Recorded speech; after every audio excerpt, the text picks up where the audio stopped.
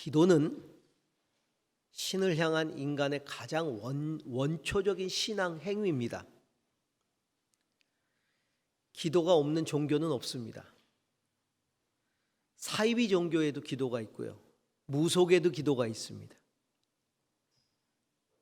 중요한 건 참 기도를 드리는 겁니다. 이 고린도전서 10장 20절을 보면 이렇게 기록을 하고 있습니다.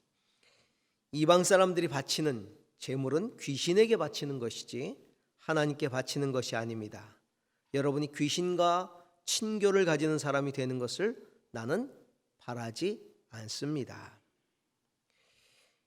기도를 받으시는 하나님이 어떤 분인지 모르고 하나님이 아닌 다른 신들에게 드리는 제사라든가 기도라든가 이런 신앙행위는 귀신과 친교하는 것이라고 성경은 분명하게 말씀하고 있습니다. 기도도 마찬가지죠. 오직 예수 그리스도의 이름으로 하나님 아버지, 창조주 하나님 아버지, 여호와 하나님 아버지께 드리는 기도만이 참 기도인 것입니다. 중요한 건 주 예수를 믿는 성도들의 올바른 기도 생활입니다. 그러므로 신앙을 회복한다는 건 기도 생활을 회복한다는 것을 말합니다. 이방인에게 제사하고 기도하듯 그렇게 하지 않고 오직 창조주 하나님께 바르게 기도하는 것을 회복하는 것입니다.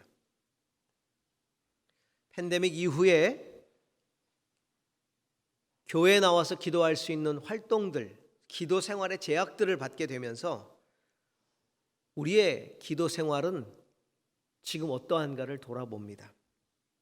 여러분, 요즘 기도 잘하고 계십니까? 저와 여러분의 기도 생활은 어떻습니까? 기도는 제대로 하고 계시나요? 믿음의 영웅들, 위대한 영성인들은 모두가 다 똑같이 예외 없이 기도의 사람들이었습니다. 특별히 난세에 어려울 때에 어려운 상황 속에서 그들의 기도가 빛을 발했다는 것입니다. 그럴수록 그들은 더 열심히 기도했고 더 은혜를 구했고 그 기도가 빛을 발했습니다. 예수님은 어떻습니까? 아주 중요할 때 더 깊이 기도하셨죠. 당신의 나라를 이어받을 그 사역을 이어받을 후계자 제자들을 선택할 때도 밤새도록 기도하셨어요. 그리고 제자들을 선택하셨습니다. 오병이어의 기적을 행하시니까 사람들이 몰려들기 시작합니다. 그리고 예수님을 왕으로 삼으려고 합니다. 남들이 볼 때는 예수님이 그야말로 사람들에게 그냥 확 뜰 수 있는 그런 좋은 기회임에도 불구하고 예수님은 몰려오는 사람들을 피해서 오히려 한적한 곳으로 가셔서 하나님과 독대하십니다. 기도하십니다. 그러면서 유혹을 물리치고 사역에 집중하셨죠. 십자가를 앞두고는 다가올 그 십자가의 환난과 고난, 그것이 예수님을 고뇌하게 만듭니다. 피하고 싶습니다. 예수님이 기도할 때도 만일 하나님의 뜻이라면 이 잔을 내게서 옮겨달라고 기도하시지 않습니까? 그만큼 힘드셨다는 거예요. 그때 예수님은 겟세마네 동산에서 진짜 진액을 쏟아내는 기도를 하십니다. 그래서 땀방울이 핏방울이 되어 흐를 정도의 진액을 쏟아내는 그런 기도를 하십니다. 구약의 역사에도 보면 그런 일들이 여럿 있죠. 페르시아의 아하수에로 왕 때 그 당시에 2인자였던 하만이라는 사람이 유대인들을 전멸시키기 위해서 계획을 세웁니다.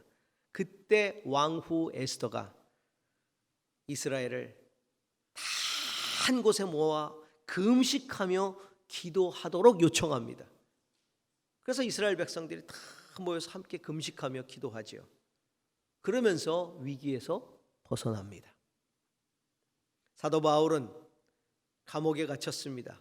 신라와 함께. 언제 죽을지 모릅니다. 절체절명의 위기에 놓여 있는 것이죠.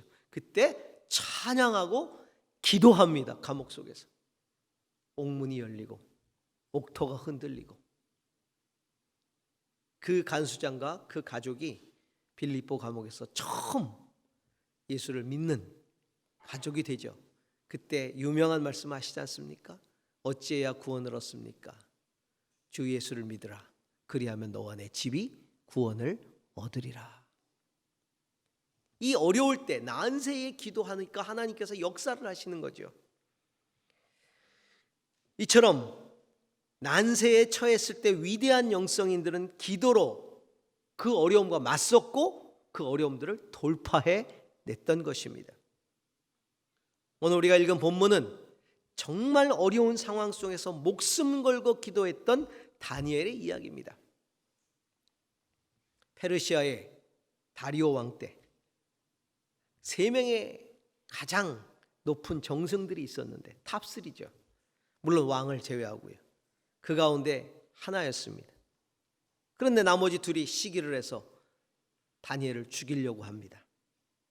하나님만을 섬기는 다니엘의 신앙을 너무나 잘 알기에 왕을 섬기고 왕을 높인다는 명분으로 30일간 왕 외에는 어떤 신에게, 어떤 다른 존재에게 어떤 기도하는 행위라든가 그걸 높이는 행위를 하지 못하는 금령을 만들어서 온 백성이 왕만을 섬기게 하는, 왕을 경배하는 그런 왕을 위하는 그런 이 행위를 하도록 하죠.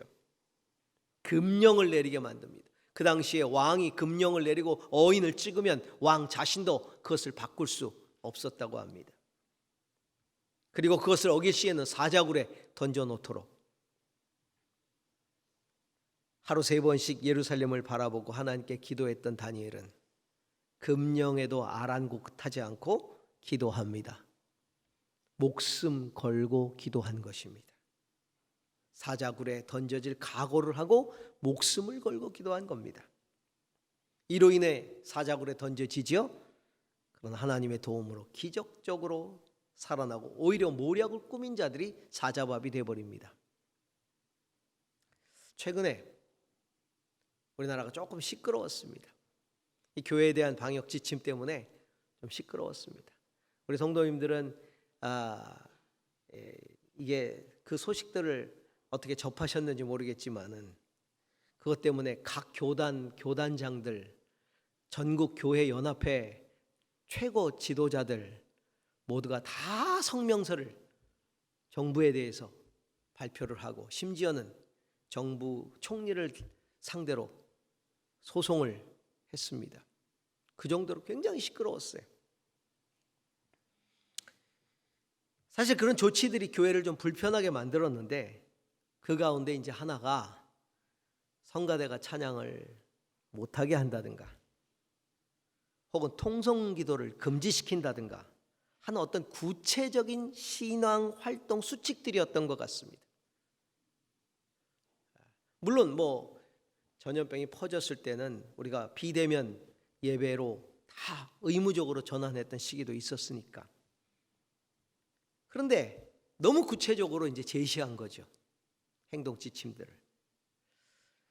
그러니까 그냥 방역 수칙을 철저히 지키라라는 수준에서 끝나지 않고 어떤 구체적인 신앙 행위를 지적해서 금지시킨 것이 다른 종교와의 형평성에 비추어 볼 때 교회는 그것을 모욕이라고 받아들인 거예요. 도전이라고 받아들인 거죠. 방역 당국은 아무래도 통성 기도를 하면 비말이 튀니까 또 성가대 찬양을 하면 마스크를 벗고 다닥다닥 붙어서 찬양을 하면 이게 전염이 되니까 좀 더 구체적으로 지침을 주어서 그것을 삼가하도록 하는 방역 지침을 내린 거죠. 그런데 교회는 이거를 기도를 막는 행위라고 받아들인 거예요. 사실 이 통성기도라는 게, 합신기도라는 게 개신교만 있거든요. 천주교는 그런 거 안 합니다. 불교도 그런 거 안 하지요.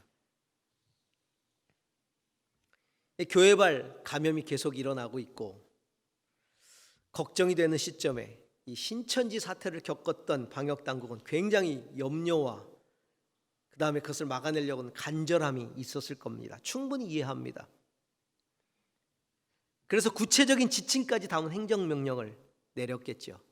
그런데 문제는 그 명령을 내리기 전에 교회의 생리를 좀 더 깊이 이해했어야 한다는 것입니다.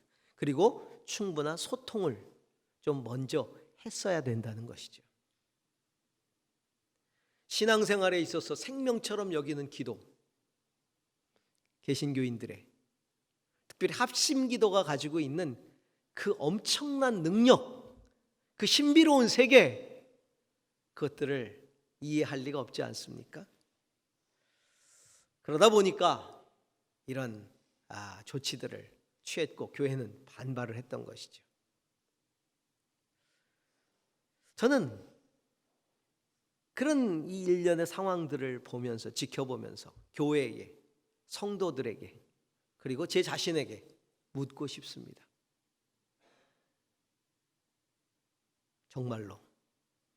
정말로 기도를 목숨처럼 여기는가? 목숨보다 소중하게 여기는가? 정말로 목숨 걸고 기도하는가? 오늘과 같은 이 난세에 종교적 자존심 때문이 아니라 하나님의 도우심과 회복을 위해 정말 목숨을 걸고 기도하는 영성, 이게 우리에게 필요하다는 거예요. 겉으로 드러나는 종교적 자존심이 아니라 우리 한 사람 한 사람이 그 목숨 걸고 기도하는 영성을 회복해야 된다는 겁니다.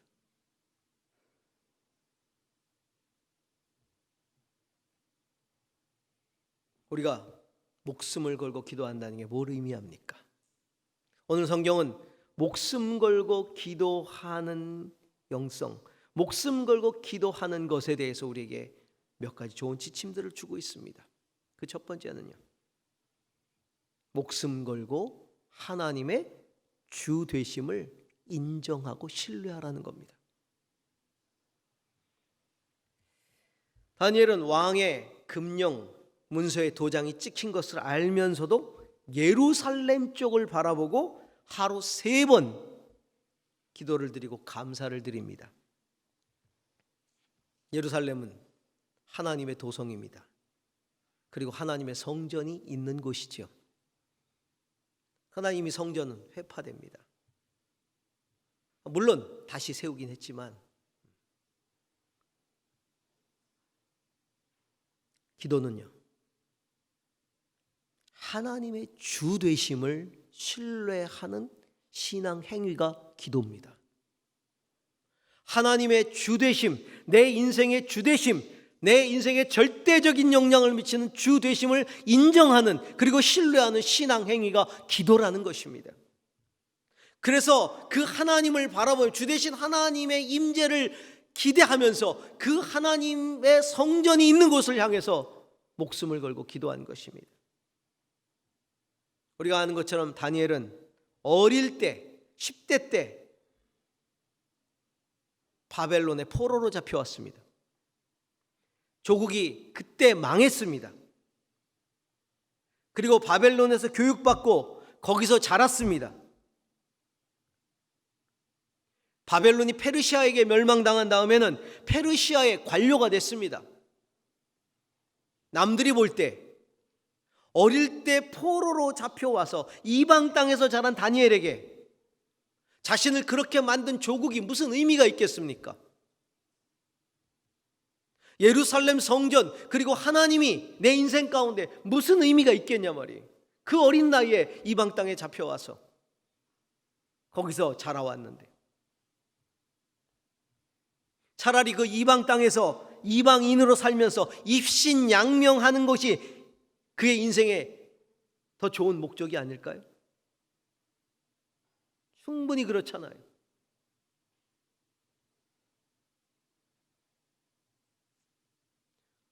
우리 아이들 일찍부터 유학 가가지고 미국에서 자란 애들 보세요. 자라가지고 한국에 돌아와서 조국 한국에 대한 자부심이 있나요? 자기 미국 사람이라고 거들먹거리는 거 보면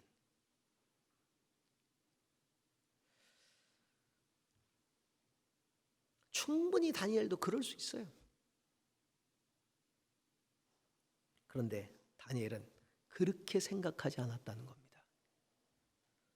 그가 처한 상황이 어떻든지, 또한 그가 어떤 위치에서 어떤 삶을 살든지, 그리고 그의 인생에 어떤 위협적인 상황이 찾아오든지 상관없이 그에게 진정한 주는 오직 여호와 한 분, 그분만이 자기 인생의 주라는 사실을 분명하게 인지하고 있고 인정하고 있고 신뢰하고 있습니다.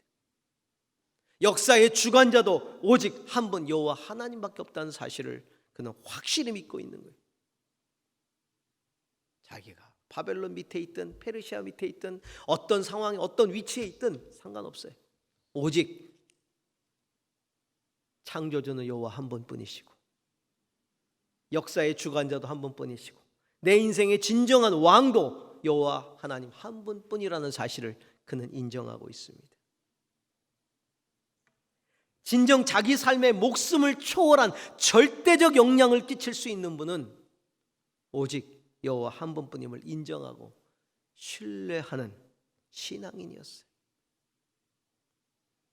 그런 믿음을 가진 자이기에 목숨 걸고 주 되신 하나님께 기도할 수 있는 겁니다.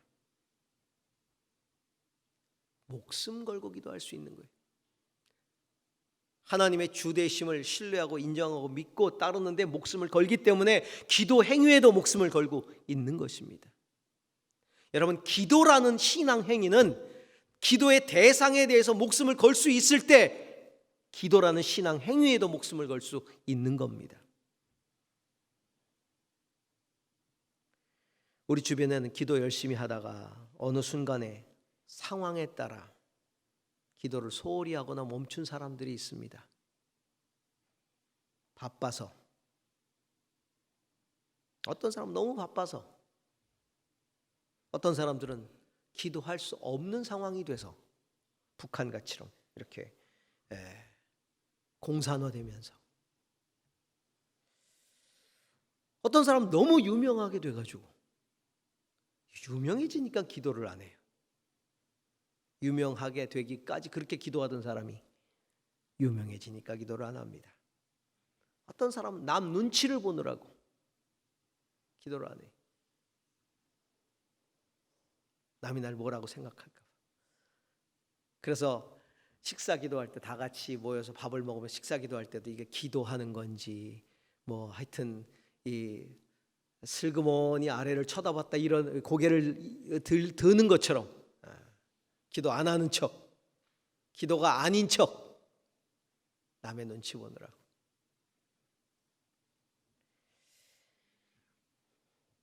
어떤 이는 삶이 너무 여유로워서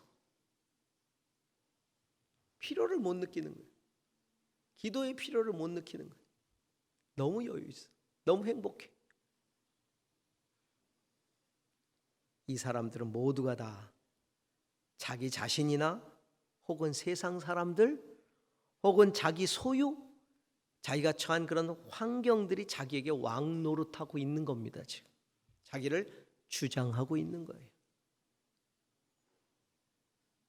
성도 여러분, 이 팬데믹 이후에 기도를 소홀히 하게 되었다면, 내가 기도라는 신앙 행위를 소홀히 한 것에 대해서 회개하기 전에 먼저 내가 정말 하나님을 온전히 나의 왕으로 나의 주님으로 목숨 걸고 섬기지 않고 있음에 대해서 회개할 수 있기를 바랍니다.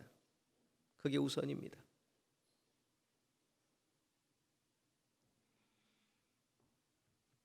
어떤 상황이 닥쳐와도 하나님의 다스림을 믿는 성도들은 목숨을 걸고 기도해야 합니다. 그러려면 어떻게 해야 될까요?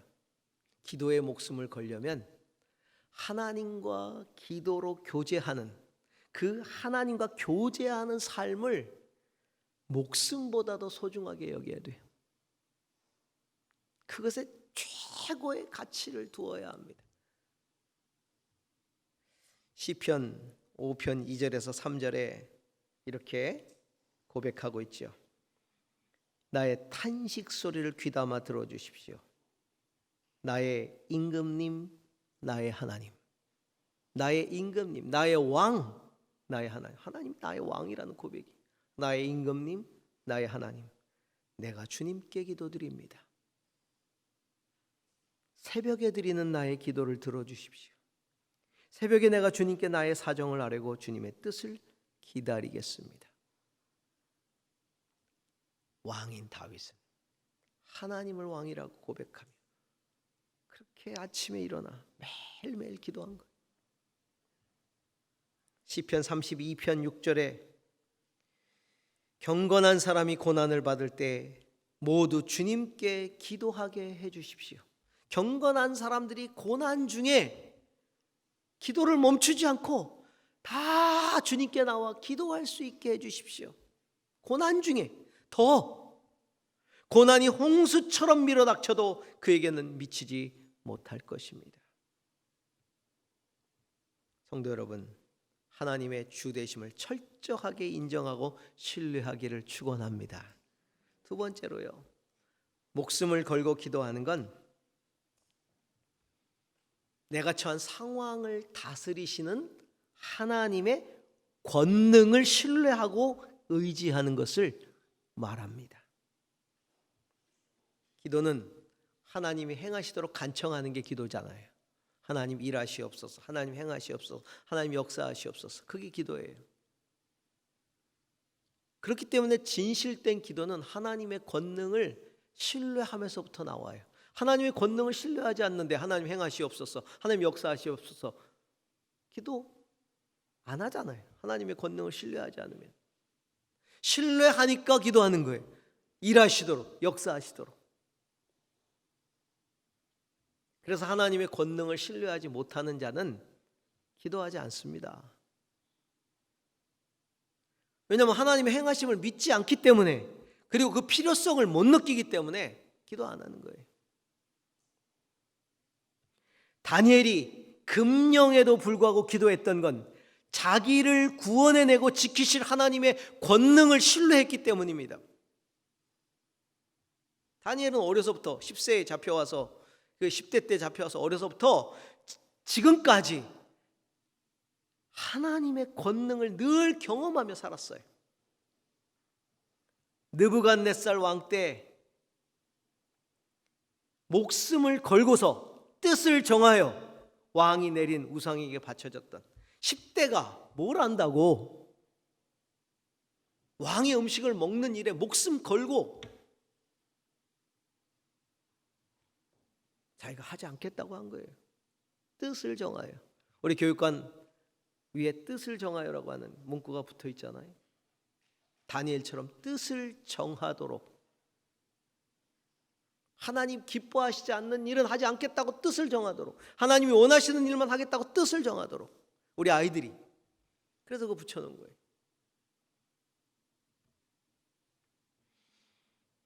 그 목숨 걸고 뜻을 정해서 왕이 내린 우상에게 바쳐진 음식 먹지 않았어도 어떻게 됐어요? 얼굴빛이 다른 사람보다 훨씬 좋았어요. 오히려 하나님이 그들에게 지혜를 주셔서, 다니엘과 세 친구에게 지혜를 주셔서 여러 분야에서 탁월하게 하셨습니다. 그리고 특히 다니엘에게 꿈을 해몽하는 지혜까지 주셨어요. 그래서 느부갓네살 왕의 꿈을 여러 번 해몽했죠. 그리고 왕의 궁전의 일을 맡게 되었어요. 하나님의 은혜를 경험한 겁니다.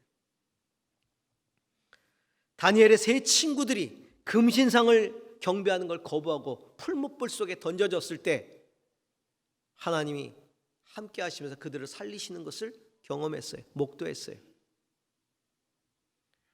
또한 벨사살 왕 때는요, 그 잔치에서 하나님의 손가락이 나타나서 글을 막 쓰는데 아무도 그것을 해석하지 못하니까 다니엘을 불러와서 그 벨사살 왕의 운명에 대해서 꿈 해몽을 하죠.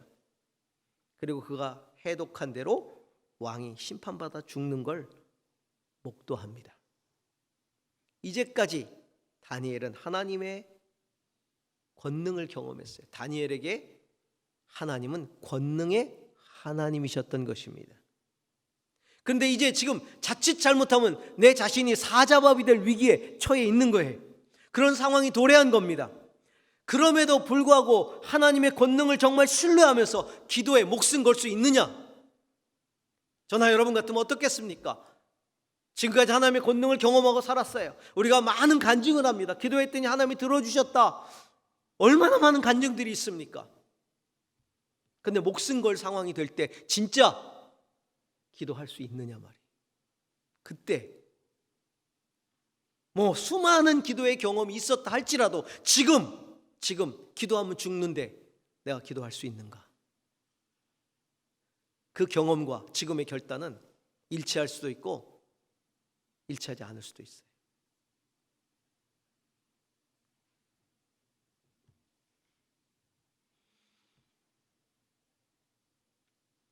기도에 목숨을 걸려면 상황적으로 하나님의 권능을 신뢰하는 신앙인이 아니라 절대적으로 하나님의 권능을 신뢰하는 신앙인이 되어야 합니다. 상황에 좌우되면 안 됩니다.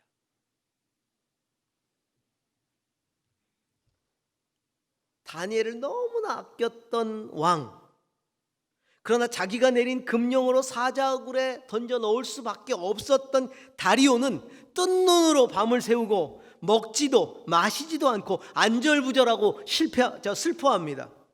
절대 권력을 가진 왕이었지만 하나님을 그는 신뢰하지 않았어요. 그렇기 때문에 자기 결정에 그게 족쇄가 돼가지고요 안절부절할 수밖에 없었던 거죠. 이게 자기 한계입니다. 인간의 자기 한계예요. 그러니까 밤새도록 한잠도 못 자는 거예요. 왕이 아침 일찍 새벽에 동이 트자마자 달려갑니다. 그리고 사자굴로 들어가서 슬픈 목소리로, 성경에 보면 슬픈 목소리로 그랬다고 나요. 슬픈 목소리로 20절에 살아계신 하나님의 종 다니엘은 들으시오. 그대가 늘 섬기는 그대의 하나님이 그대를 사자들로부터 구해주셨소? 라고 묻습니다. 어떻게 됐는 줄 알고 일부러 슬픈 목소리, 아니 진짜 슬펐을 수도 있죠. 죽었다고 생각할 수도 있기 때문에. 왕의 말이 우습습니다. 살아계신 하나님의 종, 살아계신 하나님의 종, 살아계신 하나님이라고 이야기하는데, 그리고 다니엘이 살아계신 하나님의 종이라고 말하는데 왜 슬픈 목소리로 말합니까? 믿음이 없다는 얘기예요. 그렇죠? 왕에게 하나님은 살아계신 하나님일지 모르지만 그것은 다니엘의 하나님일 뿐이에요. 다니엘에게는 살아계실지 모르지만 자기 자신에게는 아닌 거죠. 모르는 거죠. 다니엘은 어떻게 했습니까? 21절에서 22절에 보니까 임금님의 만수무강을 빕니다. 나의 하나님이 천사를 보내셔서 사자들의 입을 막으셨으므로 사자들이 나를 해치지 못하였습니다. 그것은 하나님 앞에서 나에게 죄가 없다는 사실이 드러났기 때문입니다. 임금님, 나는 임금님께도 죄를 짓지 않았습니다. 그날 밤 다니엘은 편히 쉬었어요. 사자들의 호의를 받으며. 오히려 집어넣은 왕은 안절부절 못했지만 밤새도록. 다니엘은 내 자신이 신실하게 하나님 앞에서 죄를 짓지 않고 살았기 때문에 반드시 내 자신을 하나님께서 지켜주실 것을 확신하고 있었던 것이죠. 사랑하는 성도 여러분, 권능의 하나님, 그 하나님의 권능을 상황적이 아닌 절대적으로 신뢰하는 사람은요, 늘 그 절대적인 권능의 하나님 앞에서 살아갑니다. 다니엘은 권능의 하나님을 신뢰하고 기도하기 이전에 먼저 뭘 했어요? 그 권능의 하나님 앞에서 신실하게 살아갔다는 거예요.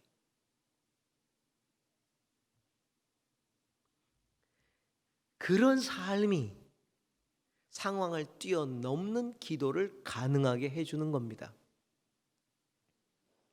성도 여러분, 언제나 동일하신 하나님의 권능을 신뢰하십니까? 하나님은 내게 다니엘의 하나님입니까? 다리오의 하나님입니까? 어떤 하나님입니까? 김 집사님의 하나님이에요? 내 하나님이에요?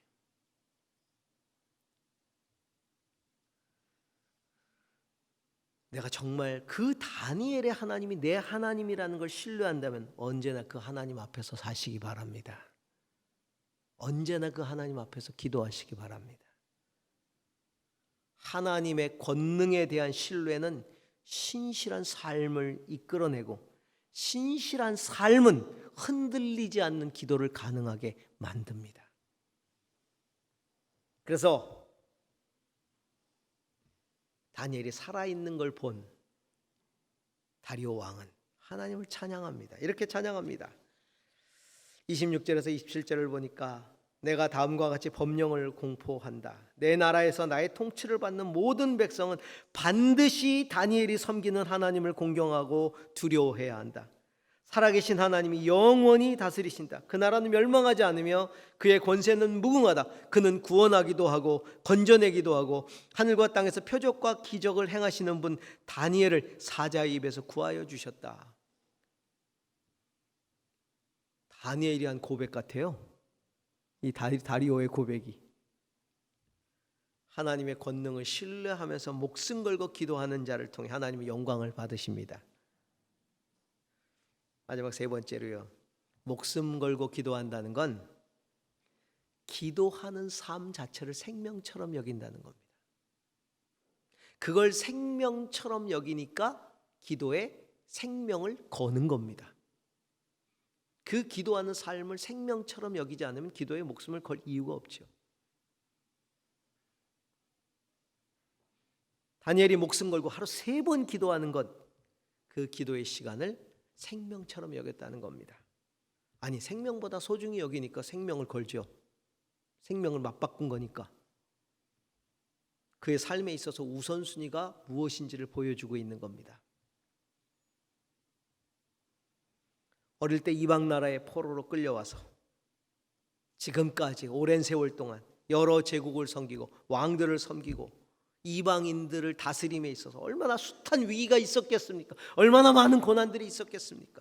그 가운데 그의 삶을 붙들어 준 것은 바로 하나님이셨고 그 하나님과의 교제였으며 기도를 통한 경험이었던 것이죠. 기도가 그의 삶의 전부였던 겁니다. 오늘 성경을 보니까 이렇게 나옵니다. 자기 집으로 돌아가서 다락방으로 올라갔다. 그 다락방은 예루살렘 쪽으로 창문이 나 있었다. 그러면서 그는 늘 하듯이, 이렇게 돼 있어요. 그는 늘 하듯이. 늘 하는 것은 삶이 되고 그것이 삶이 되었을 때 생명을 걸 만한 가장 중요한 가치가 되는 겁니다. 그는 기도가 삶이 되었고 그 삶이 가장 소중한 가치가 된 거예요. 늘 하듯이. 우리가 회복해야 할 신앙이 그겁니다. 필요할 때 기도하는 게 아니라 기도가 삶의 전부가 되는 겁니다. 여러분, 자녀를 위해서 목숨 걸 수 있습니까? 부모님들, 자녀를 위해서 내 목숨 내놓으라 그러면 할 수 있습니까? 자녀를 위해서 내 장기를 떼어주고 심지어 내 목숨까지도 내놓으라고 한다면 할 수 있습니까?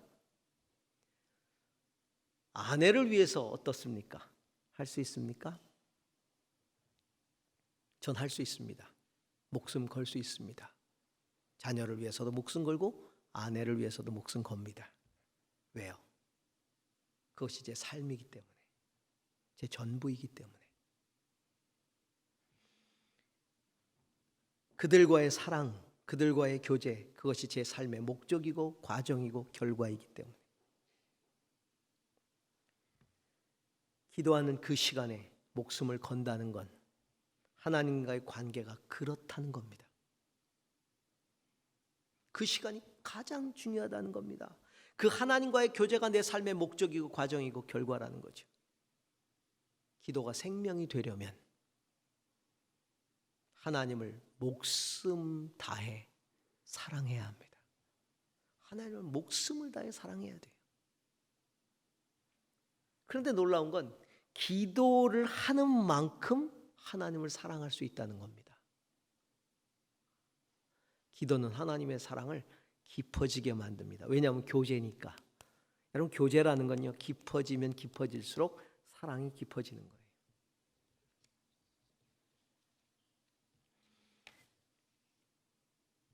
성도 여러분, 우리가 기도하지 못하는 것에 대해서 핑계 대지 맙시다. 아파서 기도 못합니다. 바빠서 기도 못합니다. 여러 가지 핑계가 있어요. 저는 제일 심한 핑계가 있다고 생각해요. 이런 핑계. 제게는요, 삶이 기도입니다. 그럴싸해요. 정말 삶이 기도가 돼야지. 그건 기도하는 삶을 사는 사람이 그렇게 얘기해야 돼요. 기도하는 삶을 사는 사람이 삶이 기도입니다. 그럴 땐 진짜 삶이 기도예요. 근데 기도도 안 하는 사람이 삶이 기도입니다. 그건 핑계입니다. 기도도 안 하면서 삶이 기도입니다.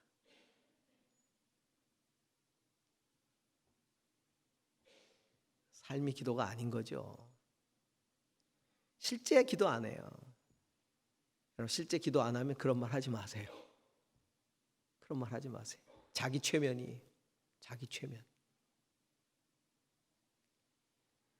그래서 삶이 기도이기 때문에 더 기도해야 되는 겁니다. 삶이 기도이기에 그 삶 속에 기도의 시간을 우선적으로 내야 되는 겁니다. 기도에 대한 노래들이 참 많죠. 기도는 너무나 중요한 신앙 행위이기 때문에 기도라는 주제를 가지고 지은 노래들이 굉장히 많아요. 찬송가에도 여러 곡 들어있죠. 그 가운데 우리가 즐겨 부르는 찬송가 364장에 기도에 대한 내용이 나옵니다. 그 가사를 보면 1절, 2절이 이렇게 되어 있습니다. 내 기도하는 그 시간, 그때가 가장 즐겁다.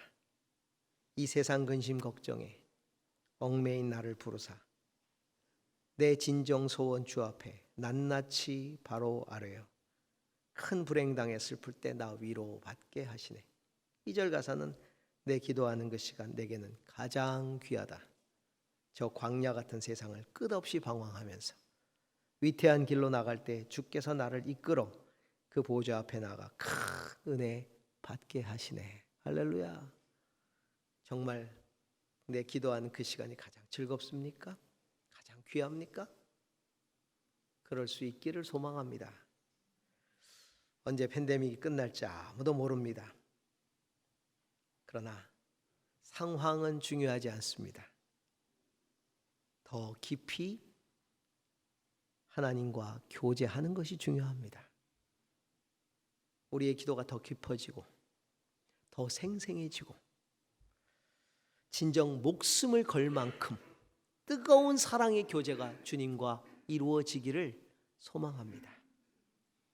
그런 기도의 삶을 결단하는 여러분께 제게 성령께서 함께 하시기를 기도합니다.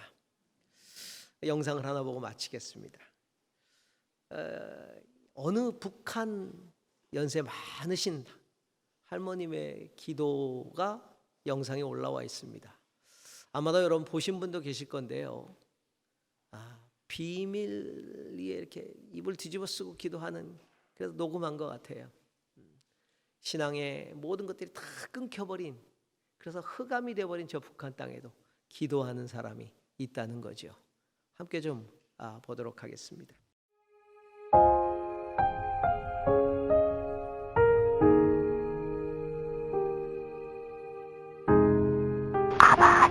오늘 아버지요, 교회가 다 무너졌습니다. 이제 양 팔고 비달리 팔고 삽하는 아버지 교회 다 무너진 이때에 아버지 다시금 신령과 진리에 몸된 교회가 살아나게 하시는 오늘날 얼마나 많이 순교했습니까?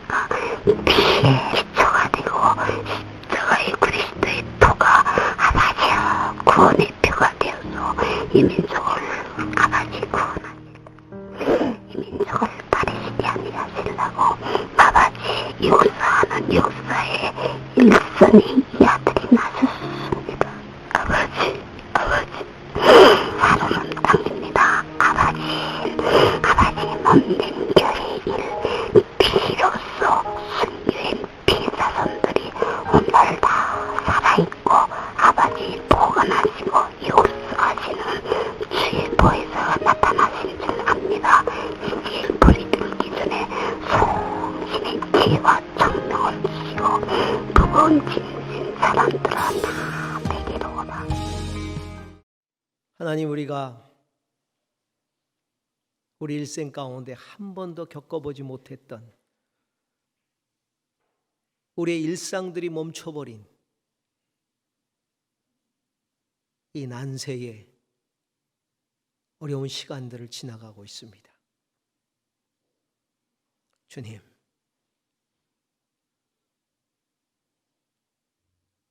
상황이 어렵다고 기도도 어려워진 것은 아닙니까?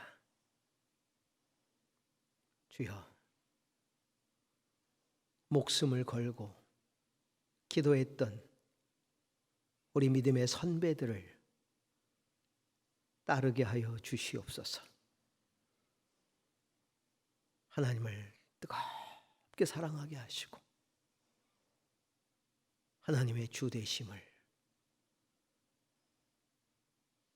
소중하게 여기는 우리의 믿음이 되게 하옵소서. 성령님, 우리가 연약해진 무릎을 다시 주님을 향하여 꿇게 하시고, 그리고 늘어진 손을 주님을 향하여 들게 하여 주시고, 내 영혼 깊은 데서부터 주님 앞에 기도하는 그런 영성이 회복되게 하여 주옵소서. 예수님 이름으로 기도합니다. 아멘.